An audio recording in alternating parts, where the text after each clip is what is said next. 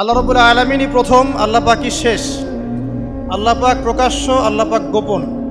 ওয়া হুয়া বিকুল্লি শাইইন আলিম। আল্লাহ পাক বলছেন তিনি প্রত্যেকটা বিষয় সম্পর্কে জ্ঞানী। সূরা হাদীদ আয়াত নাম্বার 3। তো আমরা বুঝতে পারছি যখন কোনো কিছু ছিল না তখন আল্লাহ রাব্বুল আলামিন ছিলেন, আবার যখন কিছু থাকবে না তখন আল্লাহ পাক থাকবেন।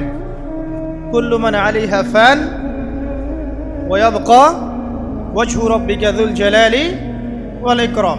সমস্ত কিছু ফানা হয়ে যাবে, শুধুমাত্র আল্লাহ রাব্বুল আলামিনের সত্তা, জাত এটা বাকি থাকবে। তার মানে আল্লাহ পাকই শুরু, আল্লাহ পাকই শেষ। আল্লাহর কোনো শুরু নাই, আল্লাহর কোনো শেষ নাই। এখন কেউ যদি প্রশ্ন করে যে আল্লাহ সব কিছু সৃষ্টি করেছেন, তাহলে আল্লাহকে কে সৃষ্টি করলো? নাউজুবিল্লাহ। তখন আমরা বলবো যদি কেউ আল্লাহকে সৃষ্টি করত তাহলে তো সেই সৃষ্টিকর্তা হয়ে যেত, তাই নয় কি? এভাবে এক এক করে যদি আমরা পিছনের দিকে যেতে থাকি তাহলে একটা পর্যায়ে গিয়ে তো আমাদেরকে থামতে হবে। তো আমরা যেখানে গিয়ে থামছেন সেটাই হচ্ছে আল্লাহ রাব্বুল আলামিন। আল্লাহ পাকের আগে কিছুই ছিল না, বরং অতীত, বর্তমান, ভবিষ্যৎ এটা সময়ের মধ্যে আছে, যে সময়ের মধ্যে আমরা বাস করছি। আল্লাহ রাব্বুল আলামিনের কাছে এরকম অতীত, বর্তমান, ভবিষ্যৎ কিছু নাই। আল্লাহ রাব্বুল আলামিন একা ছিলেন, তখন কিছুই ছিল না। আবার যখন সব কিছু ধ্বংস হয়ে যাবে আল্লাহ পাক একাই থাকবেন, আর কিছু থাকবে না। এখন আল্লাহ পাক সর্বপ্রথম সৃষ্টি করলেন আরশে আজিম। কি সৃষ্টি করলেন? এবং আরশটা পানির উপরে ছিল। কিসের উপরে?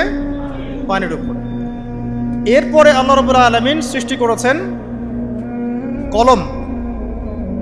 আল্লাহ পাকের কাছে লাউহে মাহফুজ আছে। লাউহে মাহফুজ মানে সুরক্ষিত একটা ফলক। এখানে আল্লাহ পাক কলমকে বললেন লিখো। কলম বলল যে মাযা আকতুব, আমি কি লিখবো হে আল্লাহ? আল্লাহ পাক বললেন কিয়ামত পর্যন্ত যা যা হবে, শেষ দিন পর্যন্ত যা কিছু ঘটবে লিখে ফেলো। কলম লিখে ফেলেছে কিয়ামত পর্যন্ত কি কি হবে। অতএব আপনার রিজিক নিয়ে এত টেনশন করার কোনো দরকার নেই। বিয়ে শাদী হচ্ছে না, এই জন্য কবরে গিয়ে মানত করার কোনো দরকার নেই। সময় মতো হবে ইনশাআল্লাহ। যখন রিজিক তাকদিরে লেখা আছে সময় মতো ইনশাআল্লাহ হবেই। তাকদিরের বাইরে কিছু হবে না। তো আল্লাহ পাক তাকদির লিখে ফেললেন। এমনকি লাউহে মাহফুজে কোরআনও লিপিবদ্ধ আছে। সূরা বুরুজ পড়েন নাই? বাল হুয়া কুরআনুম মাজিদ ফি লাউহিম মাহফুজ। লাউহে মাহফুজ থেকে কোরআন মাজিদ নাজিল করা হয়েছে প্রথম আসমানে। এরপর প্রথম আসমান থেকে আস্তে আস্তে ধাপে ধাপে বিভিন্ন ঘটনার পালাক্রমে রাসূলুল্লাহ সাল্লাল্লাহু আলাইহি ওয়াসাল্লামের কলবের মধ্যে জিবরাইল আলাইহিস সালামের মারফতে ওহী করা হয়েছে। এই হলো কোরআন, যেটা নাজিল হতে সময় লেগেছে 23 বছর। তো লাউহে মাহফুজ আল্লাহ রাব্বুল আলামিন সব লিখে ফেললেন। এভাবে 6 দিন, আল্লাহ পাকের হিসেবে 6 দিন কত লম্বা আল্লাহ ভালো জানেন। 6 দিনে আল্লাহ রাব্বুল আলামিন এরপর সৃষ্টি করলেন পুরো মহাবিশ্ব। পুরো মহাবিশ্ব বলতে আমি শুধু পৃথিবীর সৌরজগৎ বোঝাচ্ছি না। এই মঙ্গল, বুধ, শনি, বৃহস্পতি এইটুক না, এরকম হাজার হাজার সৌরজগৎ মিলে একটা গ্যালাক্সি হয়, আর হাজারটা গ্যালাক্সি মিলে গিয়ে একটা আসমান হচ্ছে, মহাকাশের একটা ছায়াপথ আসমান হচ্ছে। তো এরকম 7টা আসমান বা 7টা মহাবিশ্ব আল্লাহ পাক সৃষ্টি করলেন মাত্র 6 দিনে। কয় দিনে? ফি সিত্তাতি আইয়াম। 6 দিনে আল্লাহ পাক সৃষ্টি করলেন। এরপর আল্লাহ রাব্বুল আলামিন প্রত্যেক মহাকাশে তার যার যার কাজ সেটা দিলেন। যেখানে যেখানে মাখলুক সৃষ্টি করা আল্লাহ পাক করলেন। আল্লাহ রাব্বুল আলামিন মালায়েকা সৃষ্টি করলেন নূর দিয়ে। কি দিয়ে? আলো দিয়ে। আলোর মধ্য দিয়ে আল্লাহ রাব্বুল আলামিন ফেরেশতা সৃষ্টি করলেন। আল্লাহ পাক জিন সৃষ্টি করলেন। জিন কি দিয়ে? আগুন দিয়ে। একদম যেটা উত্তপ্ত আগুন, লাল আগুন, সেই আগুন দিয়ে আল্লাহ পাক জিন জাতিকে সৃষ্টি করলেন। সৃষ্টি করার পর আল্লাহ রাব্বুল আলামিন জিন জাতিকে পৃথিবীতে পাঠিয়েছেন। কোথায়? আর এখন মানুষ পৃথিবীতে যা করছে, জিন জাতীয় কিছুটা এরকমই কাজ করেছে, বরং তার চেয়েও হয়তো বেশি করেছে। পৃথিবীতে সে ফিতনা আর ফাসাদ সৃষ্টি করেছিল। এক পর্যায়ে আল্লাহ রাব্বুল আলামিন জিন জাতিকে ধ্বংস করে দিলেন। কিছু কিছু জিনকে আল্লাহ পাক অবশিষ্ট রাখলেন, যেগুলো পাহাড়ে, পর্বতে, বিভিন্ন জায়গায়, সমুদ্রে আশ্রয় নিল। পাহাড়ি এলাকাগুলোতে জিন থাকে, গভীর সমুদ্রে জিন থাকে, হ্যাঁ, জঙ্গলে জিন থাকে। এরকম কিছু জায়গা আছে, এগুলোর মধ্যে জিনরা থাকে। ওদেরকে ডিস্টার্ব করতে গেলে সমস্যা, আপনাকে ধরে ফেলবে। আর যদি প্রতিদিন সকাল সন্ধ্যার জিকির আজগার ঠিকঠাক মতো না করেন, কোরআন তেলাওয়াত ঠিকঠাক মতো না করেন, নামাজি না হন আর পবিত্র না থাকেন, তাহলে জিন ধরার সম্ভাবনা বেশি। আর আমার মনে হয় এখনকার যে মেয়েগুলো রাস্তাঘাটে ঘোরাফেরা করে, এদের বেশিরভাগই জিন ধরা। কারণ আছে, এমনি এমনি বলি নাই। এটা আপনাকে বুঝতে হলে আল্লাহ এবং তার রাসূলের চোখ দিয়ে দেখতে হবে তো। কারণ তাদের চাল চলন স্বাভাবিক না, কিছু একটা ওদের উপর ভর করেছে। ভরটা করার কারণে তার চাল চলন আজকে এমন হয়ে গেছে। এবং বহু মেয়ের ঘটনা এমন শোনা যায় যে সরাসরি তারা জিন দ্বারা ইফেক্টেড হয়। দেখেন না, রুকিয়া করতে হয়, শারীরিকভাবে রুকিয়া করতে হয়। তো খেয়াল রাখবেন, সকাল সন্ধ্যার জিকির আজগার ঠিক রাখবেন, কোরআন তেলাওয়াতটা ঠিক রাখবেন, নামাজি হবেন, পাক পবিত্র থাকবেন, জিন আপনাকে কোনো ক্ষতি করতে পারবেন না ইনশাআল্লাহ। জিনরা কিন্তু রাসূল সাল্লাল্লাহু আলাইহি ওয়াসাল্লামেরও ক্ষতি করার চেষ্টা করেছিল। আল্লাহর রাসূল সাল্লাল্লাহু আলাইহি ওয়াসাল্লাম ওটাকে ধরেছিলেন, ধরে মসজিদের খুঁটির সাথে বেঁধে রেখেছে। নামাজের মধ্যে জিন আমাদের নবীকে ডিস্টার্ব করেছিল, আল্লাহ রাসূল ওই জিনকে ধরেছেন, ধরে খুঁটির সাথে বেঁধে রেখেছে। তারপরে তার মনে পড়ল সুলাইমান আলাইহিস সালামের কথা। সুলাইমান আলাইহিস সালাম বলেছিল আল্লাহকে, আল্লাহ আমাকে যে ক্ষমতা তুমি দিয়েছো, আমার পরে কাউকেই ক্ষমতা আর দিও না। আর সুলাইমান আলাইহিস সালামকে আল্লাহ পাক জিন জাতিকে অনুগত করে দিয়েছিলেন। সুলাইমান আলাইহিস সালামের নির্দেশে জিন জাতি বিভিন্ন কাজ করত, এমনকি সমুদ্রের মধ্যে ডুবুরির কাজও করত, সমুদ্রের ভিতর থেকে রত্ন বের করে নিয়ে আসতো। এগুলো কিন্তু অলিক রূপকথা নয়, সত্য ঘটনা। তখন নবী সাল্লাল্লাহু আলাইহি ওয়াসাল্লাম বললেন যে আমার ভাই সুলাইমানের কথা আমার মনে পড়ে গেল, তাই আমি জিনটাকে ছেড়ে দিলাম। তো আল্লাহ পাক জিন জাতিকে সৃষ্টি করে এই পৃথিবীতে পাঠানোর পর তারা এরকম ফিতনা এবং ফাসাদ সৃষ্টি করার পরে আল্লাহ পাক ওদেরকে ধ্বংস করে দেন। দেওয়ার পরে আরো অনেক যুগ এবং অনেক শতাব্দী কেটে যায়। কত যুগ কত শতাব্দী আল্লাহ ভালো জানেন। অনেক লম্বা সময় পরে গিয়ে আল্লাহ রাব্বুল আলামিন ফেরেশতাদেরকে ডাকেন। কাদেরকে ডাকেন? তাদেরকে ডেকে বলেন, ওয়াইজ ক্বালা রাব্বুকা লিল মালায়েকা, স্মরণ করো নবী সেই সময়ের কথা যখন তোমার রব ফেরেশতাদেরকে ডাকলেন, ডেকে বললেন, ইন্নী জাইলুন ফিল আরদি খলিফা, হে ফেরেশতা মণ্ডলী, আমি পৃথিবীতে আমার খলিফা পাঠাতে চাই। কি পাঠাতে চাই ভাই? খলিফা। খলিফার দুটো অর্থ, একটা হচ্ছে ওই যে জিনরা যে চলে গেল, ওর স্থলাভিষিক্ত হয়ে আরেকটা জাতি, স্থলাভিষিক্ত হওয়া। আরেকটা ব্যাখ্যা হচ্ছে খলিফা শব্দের মানে হচ্ছে যে ব্যক্তি আল্লাহ পাকের বিধান অনুযায়ী পৃথিবীতে বিচার ফয়সালা করে, সে আল্লাহর খলিফা। আমি কি বুঝাতে পারছি? আল্লাহ পাক ফেরেশতাদেরকে বললেন, আমি পৃথিবীতে আমার খলিফা পাঠাতে চাই, প্রতিনিধি, এবং যে আল্লাহর বিধান দ্বারা বিচার ফয়সালা করে। তখন ফেরেশতারা বলছেন, ক্বালু, ফেরেশতারা বলছেন, আতাজআলু ফিহা মান ইউফসিদু ফিহা ওয়া ইয়াসফিকু দিমা, হে আল্লাহ আপনি কি এমন কোন সৃষ্টিকে আবার পৃথিবীতে পাঠাতে চান যে পৃথিবীতে গিয়ে ফিতনা ফাসাদ সৃষ্টি করবে অথবা রক্তপাত ঘটাবে? ফেরেশতারা এই কথা কিভাবে বলতে পারলো? হ্যাঁ, জিন জাতির অভিজ্ঞতার আলোকে। ঠিক আছে, তখন আল্লাহ পাক বলছেন, ইন্নী আ'লামু মা লা তা'লামুন, দেখো আমি যা জানি তোমরা তা জানো না। মানে তারা ফিতনা ফাসাদ সৃষ্টি করতে পারে, কিন্তু আমার কিছু মুখলেস বান্দা থাকবে যারা এই পথে পা বাড়াবে না। আচ্ছা, এবার আল্লাহ রাব্বুল আলামিন আদম আলাইহিস সালামকে সৃষ্টি করলেন। আল্লাহ পাক নিজের হাত দিয়ে আদম আলাইহিস সালামকে সৃষ্টি করেছেন। সূরা সাদের মধ্যে আল্লাহ পাক বলেছেন, দেখুন মহাবিশ্বের কোন সৃষ্টির ব্যাপারে বলা হয়নি যে খলাকতু বিয়াদাই, আমি নিজ হাতে তাকে সৃষ্টি করেছি। শুধুমাত্র আদম আলাইহিস সালাম, আমাদের পিতার ক্ষেত্রে বলা হয়েছে খলাকতু বিয়াদাই, আমি নিজ হাতে তাকে সৃষ্টি করেছি। কত সম্মান, কত ভালোবাসা, তাই না? এবার আল্লাহ রাব্বুল আলামিন আদম আলাইহিস সালামকে সমস্ত নাম শিক্ষা দিলেন। সমস্ত নাম মানে কি? ওয়াল্লামা আদামাল আসমাআ কুল্লাহা, আল্লাহ পাক বলছেন এরপর আমি আদম আলাইহিস সালামকে মহাবিশ্বের যত জ্ঞান আছে সমস্ত নাম শিক্ষা দিয়ে দিলাম। সুবহানাল্লাহ। যেই জ্ঞান ফেরেশতাদেরও ছিল না, যেই জ্ঞান ইবলিসেরও ছিল না। ইবলিস কিন্তু অনেক জ্ঞানী ছিল, অনেক বড় আবেদ ছিল, সে দীর্ঘদিন আল্লাহর ইবাদত করেছে, কিন্তু এই জ্ঞান কিন্তু তারও ছিল না, ফেরেশতাদেরও ছিল না। সুম্মা আরাদাহুম আলাল মালাইকা, এরপর আল্লাহ রাব্বুল আলামিন আদম আলাইহিস সালামকে ফেরেশতাদের সামনে নিয়ে আসলেন, উপস্থাপন করলেন। মহাবিশ্বের ঘটনা, এটা ঘটছে, চিন্তা করেন, এটা কিন্তু ঘটেছে আগে, অতীত। এবার সমস্ত ফেরেশতার সামনে আদম আলাইহিস সালামকে নিয়ে আসা হচ্ছে। এবার বলা হচ্ছে যে হে ফেরেশতারা, তোমরা এই নামগুলো বলে দাও দেখি, তোমরা যদি সত্যবাদী হও। তো ফেরেশতারা বলছেন লা ইলমা লানা ইল্লা মা আল্লামতানা, হে আল্লাহ, আপনি আমাদেরকে যা শিখিয়েছেন এর বাইরে তো কোনো জ্ঞান নাই আমাদের।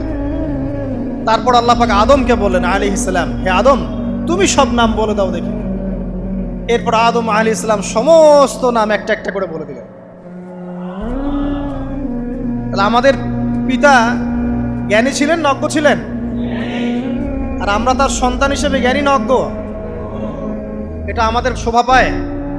আমাদের পিতা ছিলেন মহাবিশ্বের সবচেয়ে জ্ঞানী সত্তা। আল্লাহ রাব্বুল আলামিন তাকে জ্ঞান শিক্ষা দিয়েছেন, সমস্ত জ্ঞান। তবে তার সমস্ত জ্ঞান আর এই মহাবিশ্বের সমস্ত জ্ঞান আল্লাহর জ্ঞানের তুলনায় কতটুকু জানেন? একটা সমুদ্রের মধ্য থেকে এক ফোঁটা পানি উঠালে যেমন হয়, পুরো মহাবিশ্বের জ্ঞান আল্লাহর জ্ঞানের সামনে এতটুকু। আল্লাহ পাকের জ্ঞান এত অসীম, পুরো মহাসাগরের মধ্য থেকে এক ফোঁটা পানি তুললে, ওই যে এক ফোঁটা পানি তুললেন, এটা মহাবিশ্বের জ্ঞান, আর বাকি সমস্ত পানি এটা আল্লাহ পাকের জ্ঞান। ঠিক দুনিয়ার জীবনের এক্সাম্পলটা এমনই। একটা সাগরের মধ্যে আঙ্গুল ডুবালে, আঙ্গুল উঠালে যতটুকু পানি আঙ্গুলে বেঁধে থাকে, এটা দুনিয়া। আর পুরো মহাসাগরটাই হচ্ছে কি? আখিরাত। নবীজি বলছেন সাল্লাল্লাহু আলাইহি ওয়াসাল্লাম, একটা মৃত গাধাকে দেখে বলছেন, সাহাবীরা, তোমরা কি কেউ এই গাধাটাকে 1 দিরহামের বিনিময়ে কিনবে? কান কাটা, মৃত, গলে আছে, এই গাধাটাকে কিনবা 1 দিরহাম দিয়ে? সাহাবীরা বলছেন, মাংনা দিলেও তো কিনবো না। ইয়া রাসূলুল্লাহ, যদি ফ্রিও কেউ দেয়, বিনামূল্যে দেয়, তাও তো নিব না। তখন নবী সাল্লাল্লাহু আলাইহি ওয়াসাল্লাম বলছেন, এটাই হচ্ছে আল্লাহর কাছে দুনিয়ার এক্সাম্পল। ওই মৃত গাধা তোমাদের কাছে যতটা না ইম্পর্টেন্ট, যতটুকু মূল্য রাখে, আল্লাহর কাছে এই দুনিয়া তার চেয়েও কম মূল্য রাখে। তো এই দুনিয়াতে তো সব ফয়সালা হবে না। আমরা তো হতাশ হয়ে যাই না যে দুনিয়াতে এমন কেন, এটা কেন, ওইটা কেন। দুনিয়া এটারই জায়গা। দুনিয়া সব কিছুর কনক্লুশনের জায়গা না, সব কিছুর পরিসমাপ্তির জায়গা হচ্ছে কিয়ামতের মাঠ। ওই দিন যে সফল সে সফল, যে ব্যর্থ সে ব্যর্থ। দুনিয়ার বাড়ি গাড়ি, স্ট্যাটাস, চাকরি বাকরি, ইজ্জত সম্মান, এটা সাফল্য ব্যর্থতার মানদণ্ড নয়, চূড়ান্ত মানদণ্ড নয়। চূড়ান্ত মানদণ্ড কি? ফামান যুহজিহা আনিন নার ওয়া উদখিলাল জান্নাহ ফাকাদ ফাজ। যাকে জাহান্নাম থেকে বাঁচানো হবে, জান্নাতে প্রবেশ করানো হবে, পুলসিরাত পার হতে পারবে, এই একমাত্র ব্যক্তি সফল। সাফল্যের সংজ্ঞাটা জেনে রাখবেন, তাহলে আপনি দুনিয়াতে হতাশ হবেন না ইনশাআল্লাহ। এবার কি হলো, যখন আদম আলাইহিস সালাম সমস্ত নাম শিক্ষা দেওয়া সমস্ত নাম বলে দিলেন, এখানে নাম মানে কিন্তু খালি নাম নয়, জ্ঞান বলে দিলেন, তখন আল্লাহ রাব্বুল আলামিন ফেরেশতাদেরকে বললেন, তোমরা সবাই এখন আদমকে সিজদা করো। ওয়া ইয কুলনা লিল মালাইকাতি ইসজুদু লি আদম। আল্লাহ পাক এবার বলছেন, আমি সমস্ত মালায়েকাকে বললাম তোমরা আদমকে সিজদা করো। ফাসাজাদু, সবাই সিজদা করলো, ইল্লা ইবলিস, ইবলিস সিজদা করলো না। কেন করলে না? ইবলিসকে বলা হচ্ছে, ইয়া ইবলিস মা মানাকা আল্লা তাসজুদা ইয আমারতুক, তোমাকে কে নিষেধ করলো সিজদা করতে ওই আদমকে যাকে আমি আদেশ করেছি?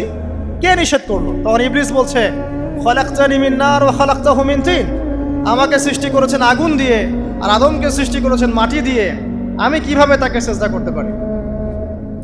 ইবলিস বলতে চাইলো যে আপনি যে বলছেন আদমকে সিজদা করো, আদম তো মাটির তৈরি, আমি তো আগুনের তৈরি, তাহলে আপনি ভুল বলছেন। নাউজুবিল্লাহ। আগুন কেন মাটির সামনে নত হবে? মাটি আগুনের সামনে নত হওয়া উচিত। তার কেয়াস হচ্ছে এমন, কেয়াস মানে কি? তার এটা কি? হ্যাঁ, তার এটা যুক্তি, তার এটা যুক্তি এবং দর্শন যে আমি কেন তাকে সিজদা করব?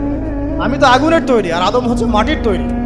তো খালাকতাহু মিন নার ওয়া খালাকতানি মিন তিন, খালাকতানি মিন নার ওয়া খালাকতাহু মিন তিন, আমাকে সৃষ্টি করেছেন আগুন দিয়ে, আদমকে সৃষ্টি করেছেন মাটি দিয়ে। আবা ওয়াস্তাকবারা, আল্লাহ পাক বলছেন সে উদ্ধত হলো এবং অহংকার প্রদর্শন করলো। আর আল্লাহ পাক অনেক কিছু মাফ করে দেন, কিছু কিছু বিষয় আল্লাহ পাক মোটেই পছন্দ করেন। তার মধ্যে একটা হচ্ছে অহংকার, তার মধ্যে একটা হচ্ছে শিরক, তার মধ্যে একটা হচ্ছে অন্যের হক নষ্ট করা, তার মধ্যে একটা হচ্ছে আদম সন্তানকে হত্যা করা, তার মধ্যে একটা হচ্ছে বৃদ্ধ বয়সে ব্যভিচার করা, তার মধ্যে একটা হচ্ছে মুরতাদ হয়ে যাওয়া। ওই যে খ্রিস্টান হয়ে যাচ্ছেন না, খালি মরেন তারপর বুঝবেন, খালি মালাকুল মউত আসুক তারপর বুঝবেন। আল্লাহ রাব্বুল আলামিন বলছেন তার রাসূলের মাধ্যমে, কেউ যদি সাক্ষ্য দেয় আল্লাহ ছাড়া কোনো মাবুদ নাই, মুহাম্মদ সাল্লাল্লাহু আলাইহি ওয়াসাল্লাম শেষ নবী, ঈসা ইবনে মারইয়াম আল্লাহর প্রেরিত নবী, আল্লাহর পুত্র নন, জান্নাত সত্য এবং জাহান্নাম সত্য, এই পাঁচটা বিষয় যদি কেউ সাক্ষ্য দেয় ইনশাআল্লাহ সে জান্নাতে যাবে, তার আমল যেমনই হোক না কেন। টাকার বিনিময়ে, চাকরির বিনিময়ে, সমাজসেবার নামে আর চিকিৎসার নামে ইমান বিক্রি করে ফেললেন, সুবহানাল্লাহ সুবহানাল্লাহ। তোমাদের এই পৃথিবীতে বেঁচে থাকার চাইতে মাটির তলে চলে যাওয়া ভালো। আবর্জনার কোনো প্রয়োজন নাই আল্লাহর এই জমিনে। এই মুসলিম উম্মার আবর্জনার কোনো প্রয়োজন নাই। এই মুসলিম উম্মার ইমানদার সাহসী তরুণ প্রজন্মের দরকার। আল্লাহ পাক কবুল করুন, আমিন। এরপরে কি হলো? ইবলিস সেজদা করলো না, আবা ওয়াস্তাকবার, সে উদ্ধত হলো এবং অহংকার প্রদর্শন করলো। এবার আল্লাহ পাক জিজ্ঞাসা করলেন, কেন করলে না, কেন করলে না? সে বলল যে আগুন দিয়ে সৃষ্টি করেছেন আমাকে, তাকে সৃষ্টি করেছেন আপনি মাটি দিয়ে, সো আপনি ভুল আমি সঠিক, আমি কেন তাকে সেজদা?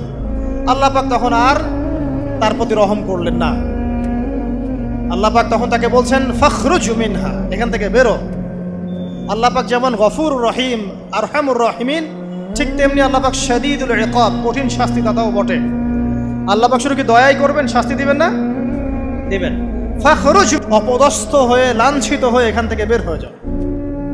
এখানে অহংকার করার অধিকার তোমাকে দেয়া হয় না, এখান থেকে বের হয়ে যাও। এবার ইবলিস বের হয়ে যাচ্ছে। বের হয়ে যাওয়ার সময় ইবলিস বলছে রব্বি, কি বলছে? রব্বি। দেখেন ইবলিস আল্লাহকে বলছে রব্বি, মানে ইবলিস আস্তিক। ইবলিস কি আস্তিক? ইবলিস আল্লাহ বিশ্বাস করে। ইবলিস বলছে রব্বি, হে আমার রব, আনজিরনি ইলা ইয়াউমি ইউবআসুন, আমাকে কিয়ামত দিবস পর্যন্ত অবকাশ দেন। আমাকে তো বের করে দিচ্ছেন, ঠিক আছে, আমাকে কিয়ামত দিবস পর্যন্ত অবকাশ দেন। শব্দ চয়ন হচ্ছে রব্বি, হে আমার রব। মানে ইবলিস কিন্তু নাস্তিক না। তাহলে এখন যারা এই যে এথিজমে বিশ্বাস করছেন, আসলে এরা কেউ নাস্তিক না, এরা ইসলাম বিদ্বেষী। কখনো দেখবেন না তাদেরকে অন্য ধর্মের কোনো বিষয় নিয়ে কটু মন্তব্য করছে, প্রশ্ন উত্থাপন করছে, এমনটা খুব কমই দেখবেন। এদের যত মাথা ব্যথা ইসলাম নিয়ে। এখানে দেখেন ইবলিসের কথা বলছি, ইবলিস কিন্তু আস্তিক। ইবলিস কি বলছে? রব্বি আনজিরনি ইলা ইয়াউমি ইউবআসুন, হে আমার রব। ইবলিস জানে যে আল্লাহ তার রব। ওই যে সূরা হাশরের শেষের দিকে পড়ে দেখবেন ইবলিস বলে উকফুর, তোমরা কুফরি করো। তারপরে মানুষ যখন কুফরি করে সে বলে আমি ইন্নী আখাফুল্লাহ রাব্বাল আলামিন, আমি আল্লাহকে ভয় করি যে জগৎ সমূহের প্রতিপালক। শয়তানকে মানুষকে জিজ্ঞাসা করবে জাহান্নামীরা, তুমি আমাদেরকে পথভ্রষ্ট করেছিলে। শয়তান বলবে আমি কিচ্ছু করি নাই, আমি তোমাদেরকে কোনো কাজে ফোর্স করি নাই, আমি শুধু তোমাদেরকে ওয়াসওয়াসা দিয়েছি, তোমরা নিজেরাই কাজ করেছো। ফালা তালুমুনি ওয়ালুমু আনফুসাকুম, সূরা ইব্রাহিম পড়ে দেখেন। শয়তান বলবে তোমরা আমাকে লানত করো না, নিজেদেরকেই লানত করো, আমি তো তোমাদেরকে বাধ্য করে কাজ করাই নাই, তোমরা নিজেরাই করেছো এই কাজগুলো। আসুন সামনে যাই। এবার আল্লাহ পাক যখন ইবলিসকে বের করে দিলেন, সে বলছে আমাকে কিয়ামত পর্যন্ত অবকাশ দিন। কিয়ামত পর্যন্ত অবকাশ নিয়ে ইবলিস কি করবে?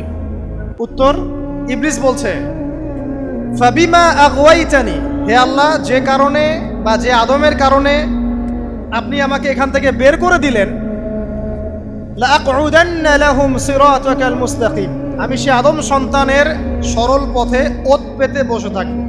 শয়তানের কথা কি মনে থাকবে যুবক ভাইরা? শয়তানের চ্যালেঞ্জ কি? আমি আদম সন্তানের সরল পথে ওত পেতে বসে থাকবো, মানে আমার আপনার সবার পথে সে ওত পেতে বসে আছে। এটা যদি মাথায় থাকে তাহলে জীবনে চলা সহজ হয় না? আচ্ছা, আর কি করব? সুম্মা লাআতিয়ান্না মিন বাইনি আইদিহিম, শুধু বসেই থাকবো না, আমি আসবো তাদের সামন থেকে, ওয়া মিন খালফিহিম, তাদের পিছন থেকে, ওয়া আন আইমানিহিম, তাদের ডান দিক থেকে, ওয়া আন শামাইলিহিম, তাদের বাম দিক থেকে, ওয়ালা তাজিদু আকসারাহুম শাকিরিন, হে আল্লাহ, আপনি বেশিরভাগ আদম সন্তানকে শুকরগুজার পাবেন না। কার কথা? শয়তানের এই কথাটা কি সত্য না মিথ্যা? এখন বেশিরভাগ লোক নামাজ পড়ে না পড়ে না? পড়ে পড়ে না। বেশিরভাগ মুসলিমের দাড়ি আছে না নাই? বেশিরভাগ মুসলিম সুদ খায় না খায় না? এখন বেশিরভাগ তরুণ প্রজন্মের জেনায় আছে না নাই? পর্নোগ্রাফি সবাই দেখে না দেখে না? অন্যের সম্পদ আত্মসাৎ মানুষ করছে না? দুর্নীতি করছে না? ঘুষ খাচ্ছে না? ইসলামের বিধান 100% পালন করে কত পার্সেন্ট মানুষ? খুব কম। আচ্ছা বাদ দেন এত বড় বড় কথা, শুধু কোরআনুল কারীম তেলাওয়াত করতে পারে কতজন মানুষ? বলি না আমরা 90% মুসলিমের বাংলাদেশ, তো 90% মুসলিমের বাংলাদেশে কত ভাগ মুসলিম কোরআন তেলাওয়াত করতে পারে? একটা শুমারি করে দেখেন, কোরআন শুমারি। এটা কোরআন শুমারি করে দেখেন যে কত পার্সেন্ট মুসলিম শুদ্ধ করে কোরআন পড়তে পারে। যারা পড়তে জানে তাদেরও পড়া যে কত ভুল আছে আলেম ওলামার কাছে গেলে বুঝতে পারবেন। আর এই ভুলের কারণে যে অর্থ কত পরিবর্তন হচ্ছে আপনি তো জানেনই না। তো এই যে শয়তান বলেছে ওয়ালা তাজিদু আকসারহুম শাকিরিন, আপনি বেশিরভাগকেই শুকরগুজার পাবেন। তো কথা সত্য না মিথ্যা? দেখেন ও কিন্তু তার মিশনের মধ্যে ঠিকই আছে। কথা যে সত্য তার প্রমাণ সহিহ বুখারীর একটা হাদিস, যেটা 4 বার এসেছে বুখারীর মধ্যে, যে আদম আলাইহিস ইসলামকে ডাকা হবে কিয়ামতের মাঠে, ডেকে বলা হবে তোমার সন্তানদের মধ্য থেকে জাহান্নামীদেরকে আলাদা করে দাও। আদম আলাইহিস ইসলাম বলবেন কতজনকে আলাদা করে দিব? আল্লাহ পাক বলবেন প্রতি 1099 জনকে জাহান্নামের জন্য আলাদা করে দাও। শয়তানের কথা ঠিক না বেঠিক? এবার আল্লাহ রাব্বুল আলামিন তাকে বের করে দিলেন। ইবলিস এবার বের হয়ে গেল, চ্যালেঞ্জও করলো।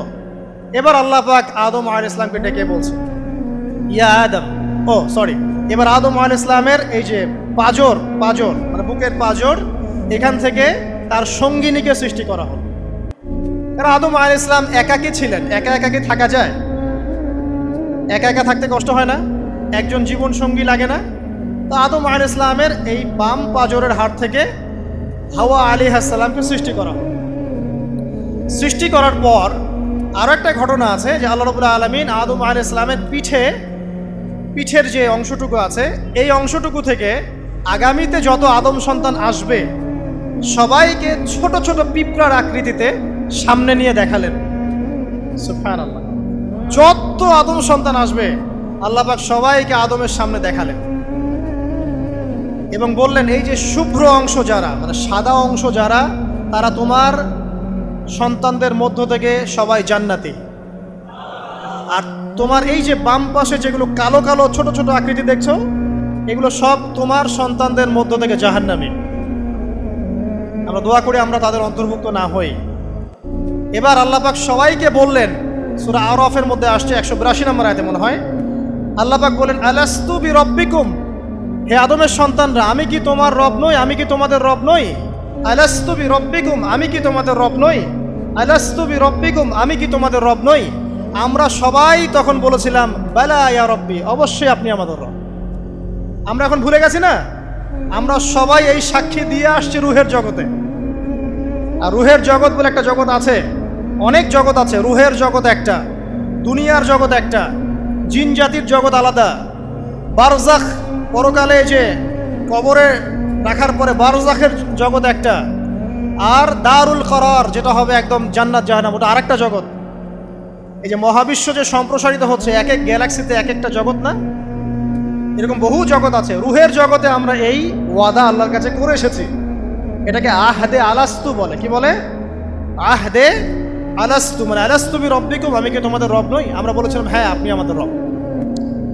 একটা মজার কথা আছে এখানে, যখন আদম আলাইহিস সালাম দেখছিলেন তার সন্তানদেরকে সাদা সাদা আকৃতি ছোট ছোট, এর মধ্যে একটা সন্তানকে দেখে, একজন সন্তানকে দেখে তার প্রচণ্ড ভালো লেগেছিল এবং তিনি অত্যন্ত সুদর্শন ছিলেন। তাকে দেখে তার প্রচণ্ড রকম ভালো লেগেছিল। আল্লাহ পাককে তিনি জিজ্ঞাসা করলেন, হে আল্লাহ, আমার সন্তানদের মধ্যে একে, এই সুন্দর সন্তান কে? আল্লাহ পাক বললেন সে হচ্ছে তোমার সন্তান দাউদ। কি নাম?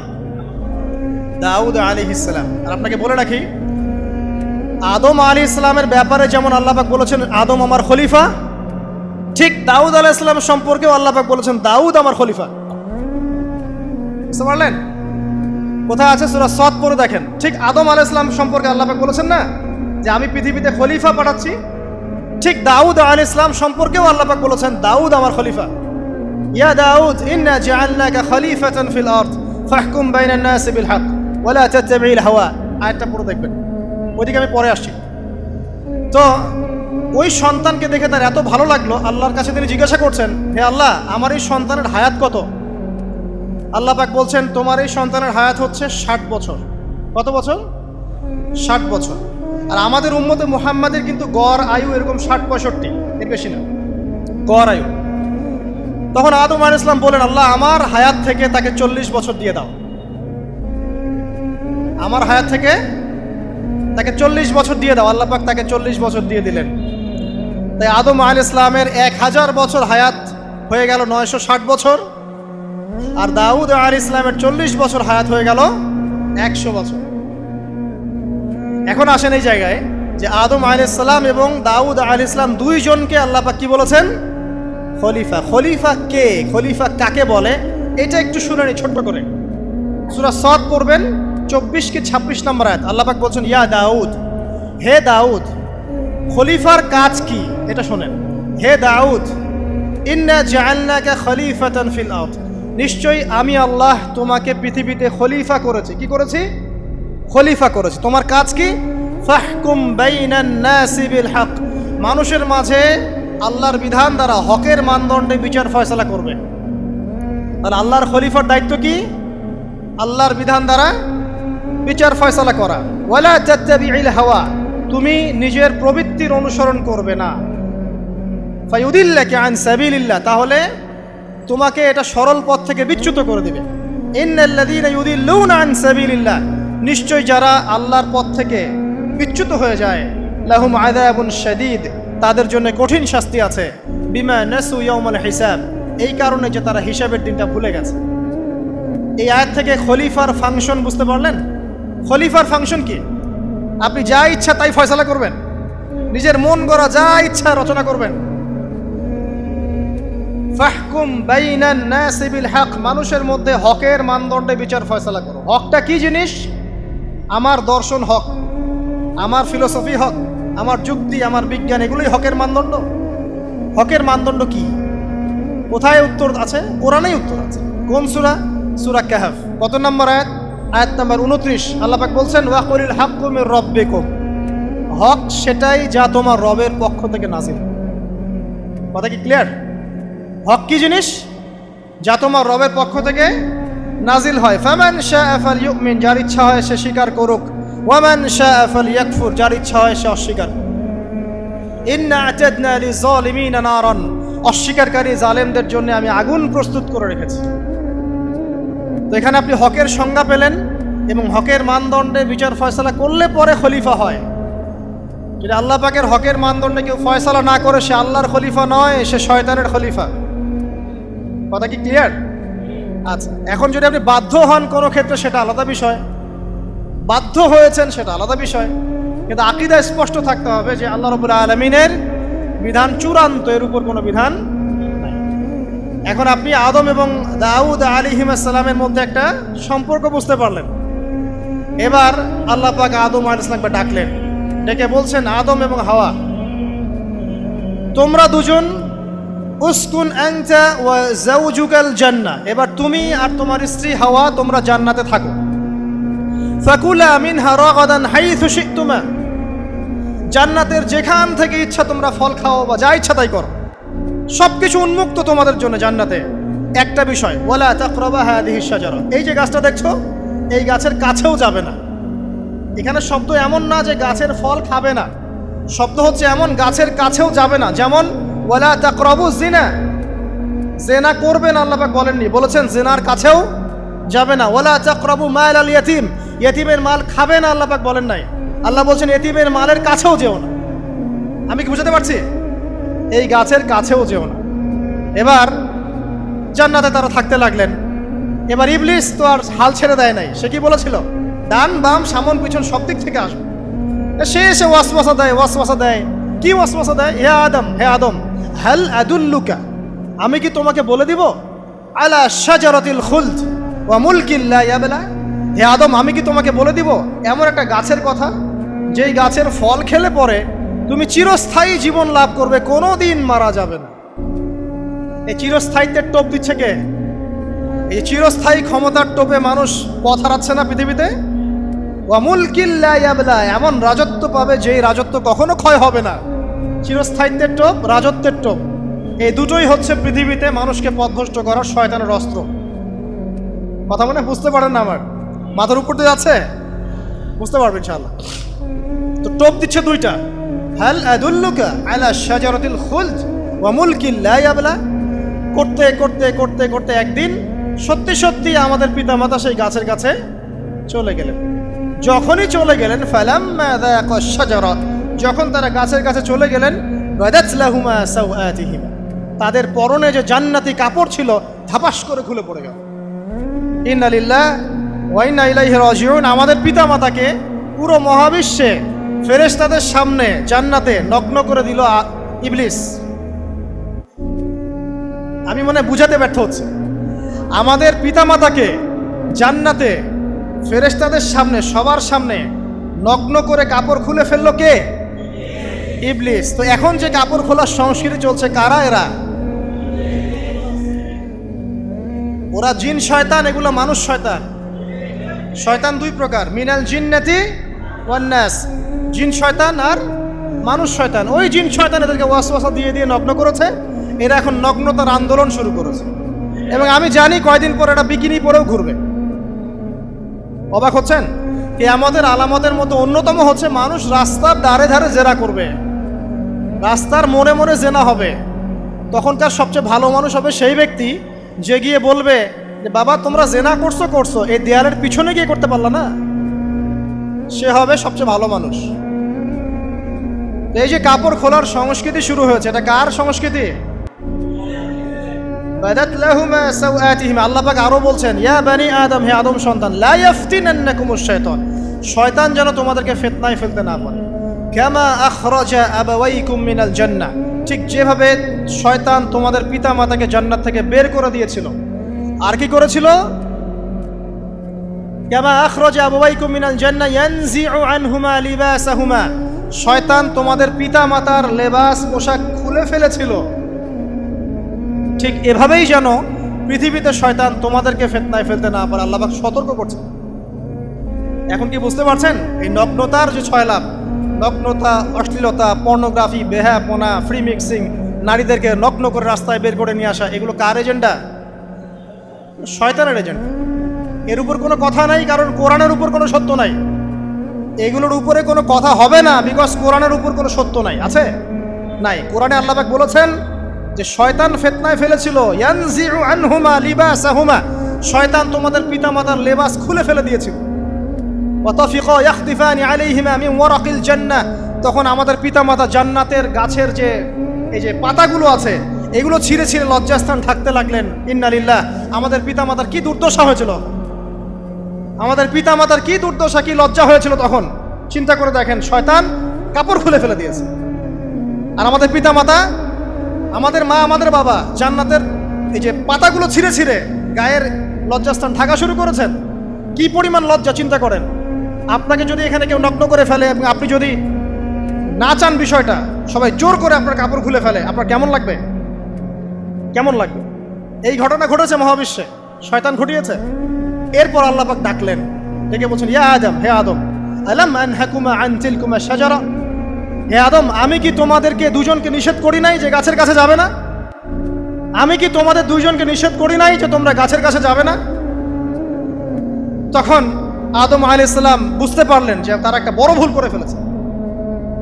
তারপর আল্লাহ রাব্বুল আলামিন দয়া পরবশ হয়ে আদম এবং হাওয়া আলাইহিস সালামকে কালিমা শিক্ষা দিলেন, তওবার কালিমা, যেই কালিমা দিয়ে তারা তওবা করতে পারেন।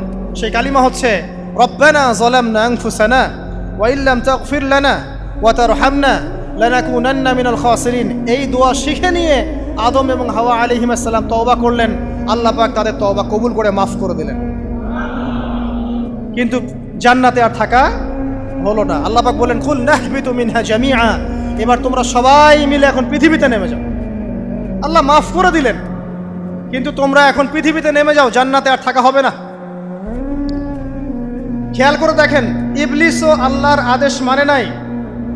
আল্লাহ বলেছেন সেজদা করো, ইবলিস কিন্তু করে নাই। আবার আমাদের পিতা আদম আলাইহিস সালামকে আল্লাহ পাক বলেছেন গাছের কাছে যেও না, তারা চলে গেছেন। দুটোই কি অবাধ্যতা নয়? তাহলে ইবলিসকে চিরস্থায়ী জাহান্নামী করা হলো, আদম সন্তানকে কেন করা হলো না?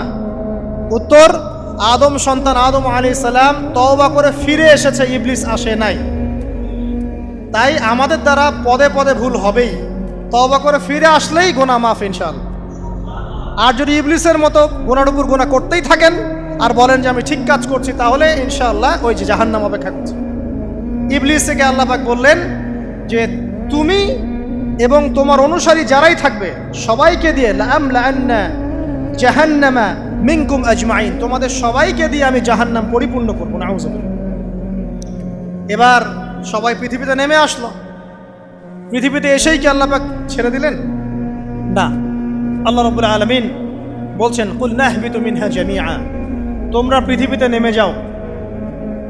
ফাইম্মা ইয়াতিয়ান্নাকুম মিন্নি হুদান, দুনিয়াতে যাচ্ছ যাও, তবে মনে রেখো যে আমার পক্ষ থেকে তোমাদের কাছে হেদায়েতের বাণী আসবে। আমার পক্ষ থেকে তোমাদের কাছে হেদায়েতের বাণী আসবে। ফামান তাবিআ হুদায়া ফালা খাউফুন আলাইহিম ওয়ালা হুম ইয়াহজানুন, যারা আমার হেদায়েতের বাণীগুলো মেনে চলবে তাদের কোনো ভয় নাই, কোনো দুশ্চিন্তাও নাই। ওয়াল্লাযীনা কাফারু ওয়া কাযযাবু বিআয়াতিনা, কিন্তু যারা আমার আয়াতকে কুফরি করবে, মিথ্যা প্রতিপন্ন করবে, ফাউলাইকা আসহাবুন নার, তারা হবে জাহান্নামের অধিবাসী। হুম ফিহা খালিদুন, তারা সেখানে চিরস্থায়ী হবে। এই সহজ সরল জীবন দর্শন দিয়ে আল্লাহ পাক পৃথিবীতে পাঠিয়ে দিলেন। এবার শুরু হলো পৃথিবীতে পথ চলা। পৃথিবীতে পথ চলার ক্ষেত্রে অনেক কিছু সৃষ্টি করতে হলো, আবিষ্কার, কৃষিকাজ, এটা ওটা সব কিছু। আদম আলাইহিস সালামকে আল্লাহ পাক সেই জ্ঞান ওহীর মাধ্যমে শিক্ষা দিলেন। কৃষিকাজ আল্লাহ পাক শিক্ষা দিয়েছেন, চাকা সৃষ্টি করা আল্লাহ পাক শিক্ষা দিয়েছেন, বাহন সৃষ্টি করা আল্লাহ পাক শিক্ষা দিয়েছেন। যত রকম জ্ঞান আছে সমস্ত জ্ঞান এসেছে নবীদের পক্ষ থেকে। সবকিছু জ্ঞানের মূল ভিত্তি এসেছে নবীদের কাছ থেকে, আল্লাহর ওহীর কাছ থেকে। যত সভ্যতা দেখছেন বড় বড়, সমস্ত সভ্যতা শুরু হয়েছে নবী দ্বারা, এবং সভ্যতা শেষও হবে একজন নবী দ্বারা। তার নাম কি? ঈসা ইবনে মারইয়াম। আদম আলাইহিস সালাম আল্লাহর দেয়া শিক্ষায় শিক্ষিত হয়ে দুনিয়াতে চলতে লাগলেন এবং তওবা ইস্তেগফার করতে লাগলেন, কাঁদতে লাগলেন। দীর্ঘকাল তারা ক্রন্দন করেছেন। কি কারণে? ওই যে একটা ভুল তারা করে ফেলেছে। দুনিয়াতে এসে ক্রন্দন করতে আল্লাহ রাব্বুল আলামিন এক পর্যায়ে তওবা কবুল করে ফেললেন। এবার সামনে যান, তাদের সন্তান হলো হাবিল এবং কাবিল। নাম শুনেছেন? শোনেন নাই? হাবিলের কুরবানি কবুল হয়, কাবিলের কুরবানি কবুল হচ্ছে না। বিকজ কাবিল এর কুরবানির মধ্যে ইখলাস নাই। ভাইয়ের কুরবানি কেন কবুল হচ্ছে, আমারটা কেন হচ্ছে না? হিংসার বশবর্তী হয়ে কাবিল হাবিলকে হত্যা করে ফেলল। নবী পরিবারের সদস্য হয়েও কাবিল এরকম অন্যায় করে ফেলল। আর কি হলো? রাসূল সাল্লাল্লাহু আলাইহি সাল্লাম বলেছেন, পৃথিবীতে যত মানুষ অন্যায়ভাবে নিহত হবে, পৃথিবীতে যত মানুষ অন্যায়ভাবে খুন হবে, সমস্ত খুনের পাপের একটা অংশ কাবিলের আমলনামায় যুক্ত হবে। কারণ সেই প্রথম খুন চালু করেছে। এই যে আজকে গুনাহে জারিয়া চালু করছেন না, সুদী এনজিও, সুদী সমিতি, সিনেমা হল, এইটা ওইটা, মদের বার, যত গুনাহে জারিয়া চালু করছেন, মৃত্যু হবে, কবরে যাবেন ঠিকই, কিন্তু গুনাহ কমবে না ইনশাআল্লাহ। মনে করেন একজন নগ্ন ছবিতে অভিনয় করেছে, ঠিক আছে, এখন নাই পৃথিবীতে, বা কেউ অশ্লীল গান বাজনা করে দুনিয়া থেকে বিদায় নিয়েছে, দুনিয়াতে তার গান এখনো বাজছে, সে কবরে শুয়ে শুয়েই সেই গুনাহগুলো পাচ্ছে। ঠিক আপনি যদি এখন ভালো কোনো কাজ করেন, দিনই কোনো ভালো কাজ করেন, মসজিদ হোক, মাদ্রাসা হোক, ইয়েতিমখানা হোক, বিধবাদের কোনো প্রকল্প হোক, বৃদ্ধাশ্রম হোক, মানবতার কোনো কল্যাণমূলক কাজ হোক, মৃত্যুর পরেও ইনশাল্লাহ আপনি নেকি পেতে থাকবেন। সদকায়ে জারিয়া আর গুনাহে জারিয়া ভালো করে বুঝবেন। একটা গুনাহ করে মাফ নেওয়া আলাদা বিষয়, আর গুনাহ চলতে থাকাটা আর একটা বিষয়। আল্লাহ আমাদেরকে হেফাজত করুন, আমিন। নবী পরিবার এগিয়ে গেল এবং তাদের সময়ে তারা শুধু ক্রন্দন করেছেন, ইবাদত করেছেন, আল্লাহর কাছে ইস্তেগফার করেছেন, এবং ওই যে জান্নাতে ফিরে যাওয়ার জন্য তারা আপ্রাণ চেষ্টা করেছে। এক পর্যায়ে আদম আলাইহিস সালামের বয়স যখন 960 বছর হলো, আল্লাহ রাব্বুল আলামিন তাকে ওফাত দিলেন, তার ইন্তেকাল হয়ে গেল। ইন্না লিল্লাহি ওয়া ইন্না ইলাইহি রাজিউন।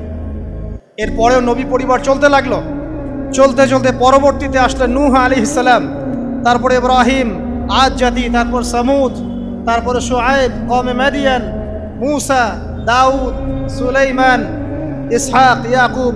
নবী পরিবার চলতেই লাগলো। এক পর্যায়ে ঈসা আলাইহিস সালামের পরে মুহাম্মদ সাল্লাল্লাহু আলাইহি ওয়াসাল্লামের মধ্য দিয়ে নবীদের সিলসিলা আল্লাহ পাক শেষ করে দিলেন।